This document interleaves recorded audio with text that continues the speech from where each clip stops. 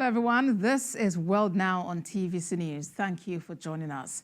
The European Union's Climate Service says for the first time, global warming has exceeded 1.5 degrees Celsius across an entire year.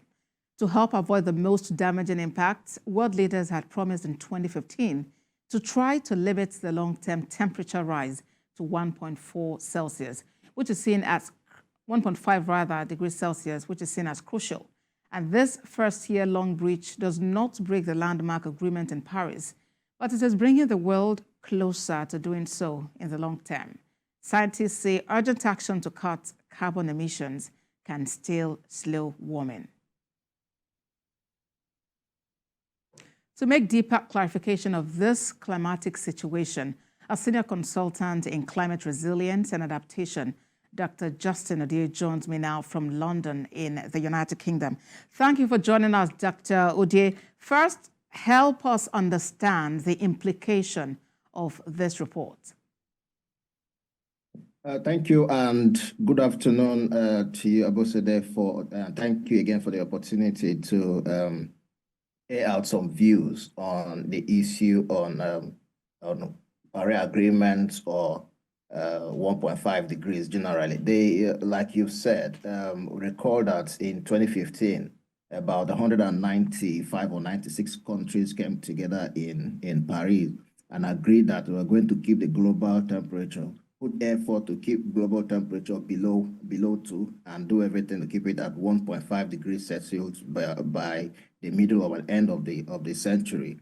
As a matter of fact, that agreement was said to be binding on those countries. But the truth of it is that between that time and up until today, there has been up and down, flip-flopping on different countries trying to set what they call their national determining contributions on how they could reduce their own carbon footprint.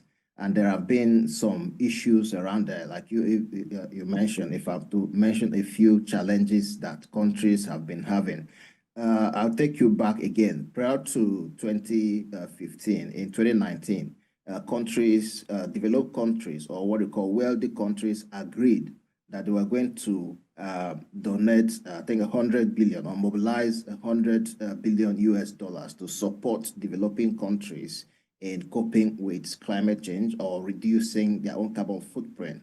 Now, there has been challenges with releasing this funding up until now, or the way in which they mobilize or release these funds to countries. Countries that have committed or said their net zero targets have been in recent times trying to review and pull out some, issuing licenses to fossilization, if you like, exploring more on fossil energy. And there have been some challenges in there. This includes the technologies to use, the technologies, the what you call political will to invest in decarbonization principles have been challenging the processes in different countries. And to me, I am not surprised. I've been in the field, I've looked at some challenges around data and data completeness, lack of infrastructure to support decarbonization in transportation and different sectors, and the financial know-how or lack of finance or lack of financial challenges. These are some of the issues that I think, if you check around and even from practice, militating against reaching this 1.5, and I'm not surprised seeing that we are scaling 1 now. All right, Dr. Odier. Well, this report is coming just about 8 years after that Paris Agreement of 2015. So what more do you think we need to do, really, to keep the temperature from rising further? Yeah, before I come to what we can do, you see, what I would call the Paris Agreements and the whatever committee of parties meeting year in, year out. You see, the stakeholders that attend these meetings go there with their own intentions. For example, businesses attend a conference of parties with the aim of negotiating how they want to make their profits. In the midst of this, politicians attend with the hope of keeping their interests intact. Civil society goes there with extreme measures, how they could reduce and meet the targets. And developing countries also attend these event seeking funding and seeking climate justice, and researchers also go there with methodologies that they want to market. Now, if you put the whole of this together, you see that there are conflicts in doing this.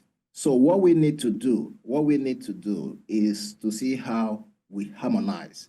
Organizations and businesses and the United Nations generally will harmonize this interest in a way that is honest and it is truthful to achieving the Paris Agreement. Then, when that is done, we will now look at the technologies that are available. We need that reviewing national determining contributions and net zero setup of different countries, and not to fund, again, fossil energy exploration in different regions of the world. And then, of course, financing, like I mentioned before, appropriate financing and providing technologies for, if you like, at this stage, direct carbon capture and storage from the atmosphere will possibly help us in achieving, if you call net zero, or helping in keeping the global temperature at 1.5. In your earlier submission, you have inferred that, global leaders don't seem to be doing so much really to achieve, what would help us, a climate resilient society, as it were. But do you see this report now as a wake-up call to them to act? Well, if you want to reiterate, I call it as a reiterating call.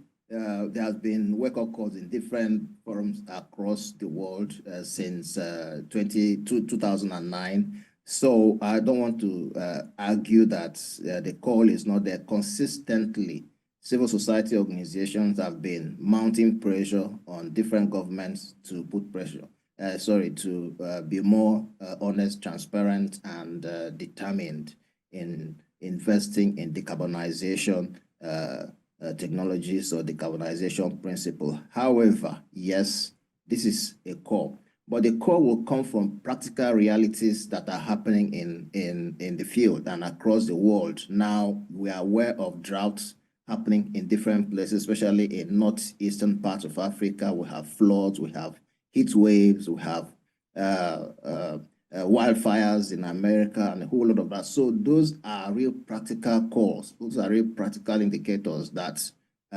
politicians and the private sector need to necessarily wake up to the need for decarbonization. Right then. Senior Consultant in Climate Resilience and Adaptation, Dr. Justin Odie, thank you very much for talking to us on World Now. Thank you so much, Osa. They do have a good day. You too.